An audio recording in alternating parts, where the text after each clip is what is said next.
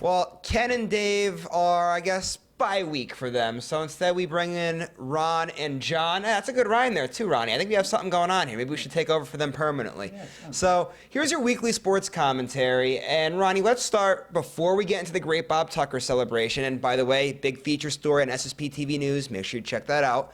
Before we get into that, let's talk about the program that was given out. This is something you hit on last week on SSP TV News. The program was pretty cool that you guys gave out this week. I think this was a great program, and I think it's a collectible. It's only for the first game, and if there's any left over, and there's not many, but there's still some. Somebody could still get one, for $2, can't go wrong. But this is going to be a collectible.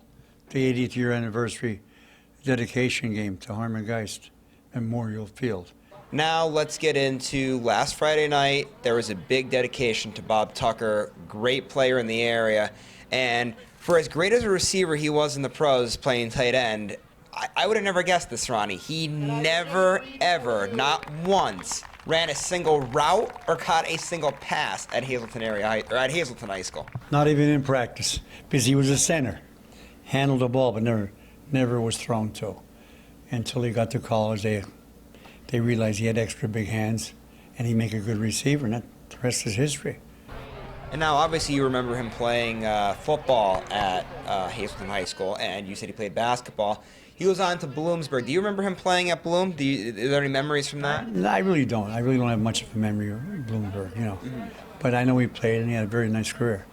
And all because one guy discovered that he should not be a center. He should be an end. Unfortunately, if Hazel would have discovered that he would have been a good receiver, maybe better things would have happened to them that year, So now I want to ask you about his pro career, because when I first got the press release, Bob Tucker's coming to town, I'm not originally from the Hazleton area, so at first I was like, who's Bob Tucker? I look it up and I'm like, wow, this guy played with Fran Tarkenton, one of the best quarterbacks ever in football history. And the guy comes right from Hazleton. And obviously this was way before my time, which is why I wouldn't have remembered it. So kind of for people that are like me, maybe there's some younger people that are watching this segment that, weren't alive back then, kind of tell everybody about what Bob Tucker was like when he was playing in the NFL. Oh, he was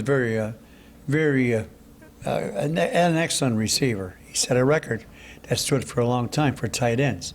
And overall, I think we talked about him last week, and I think I said 6,000 yards, but he had 16,000 yards, 28 touchdowns. He had a great career for the Giants and for the Vikings. And he actually said once that he was the best tight end they ever threw, too. So he had a great career. And number 38 was everyone would always look for number 38. Tight ends.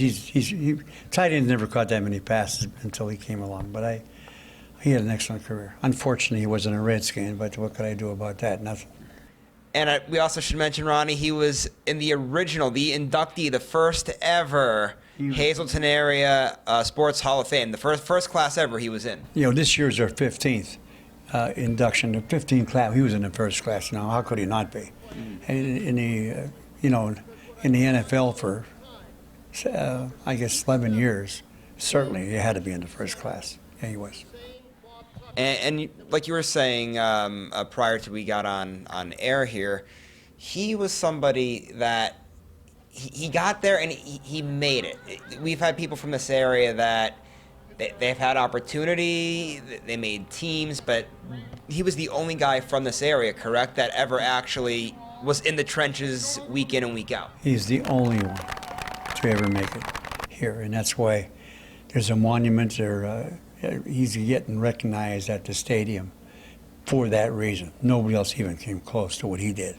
So he had a great career, and it all worked out for him. And finally, Ronnie, let's end with some more local sports commentary. With local teams, they're, obviously the first couple weeks of the season here. What stood out to you in the opening weeks of the high school football season? Well, Hazel won. That was obviously a big surprise, and I think they changed quarterbacks, which is a good move. Because if you're going to lose, you don't lose with a senior quarterback. I think it's better to lose with an underclassman. So I think that was a good move, and I think Fisher will do much better at his position that he had last year, more or less. So I think, but wins are going to be hard. I think in the end of the season they might be I would say maybe 1-9, but they might win 2 games. So I'm saying they're going to go 3-7. Don't be mad, but I mean that was a great win last week, and but 3-7, I think they might beat Crestwood and maybe, but I don't know. It's gonna be tough. All right.